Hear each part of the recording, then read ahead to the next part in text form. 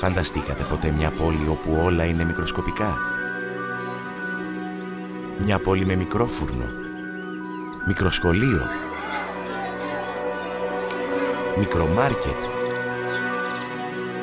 μικροϊατρείο και μικρούς καταπληκτικούς ανθρώπους.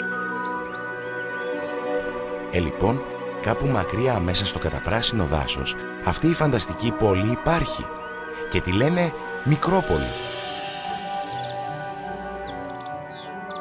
Εκεί ζουν η μικρή Λούλα και οι φίλοι της, η μεγάλη Χελώνα που τη λένε Λώνα.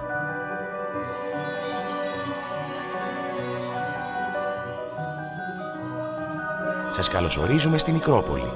Καλά να περάσετε!